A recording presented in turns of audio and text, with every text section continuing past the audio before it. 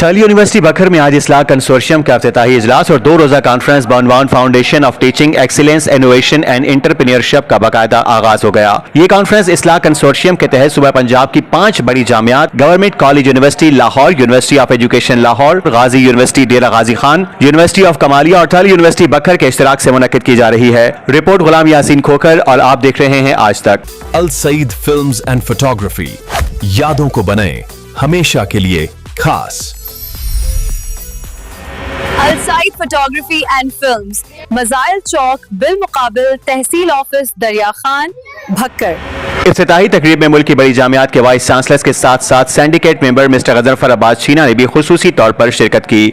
इस मौके पर मुमताज शख्सियात, सियासी और समाजी रहनुमा, जिला इंतजामिया, असातिज़ा, मुहक्किकीन और मकामी मीडिया नुमाइंदगान की बड़ी तादाद भी मौजूद थी। थल यूनिवर्सिटी बखर के vice chancellor professor doctor Saeed Ahmed Buzdar ने अपने खिताब में कहा कि यह हमारी नई यूनिवर्सिटियों के लिए एक तारीखी और नया आगाज है। इस तरह के इश्तराकात के जरिए हम इस खित्ते के रोशन मुस्तकबिल और बखर के नौजवानों को बाख्तियार बनाने की राह हमवार कर रहे हैं। ये 2 रोजा वर्कशॉप इस्लाह कंसोर्शियम के अमली सफर का पहला संग मील है, जिसका मकसद असातिज़ा की पेशा वराना सलाहियतों में इजाफा, तदरीसी मयार की बेहतरी और इख्तराई और तहकीकी रुझानात के फरोग को यकीनी बनाना है। कल कॉन्फ्रेंस के दूसरे दिन वाइस चांसलर्स थल यूनिवर्सिटी के तलबा और तलबात से बराह रास्त मुलाकात और मकालमा करेंगे, जिसमें वो तालीम, तहकीक और रोजगार के नए इम्कानात पर रहनुमाई फराहम करेंगे।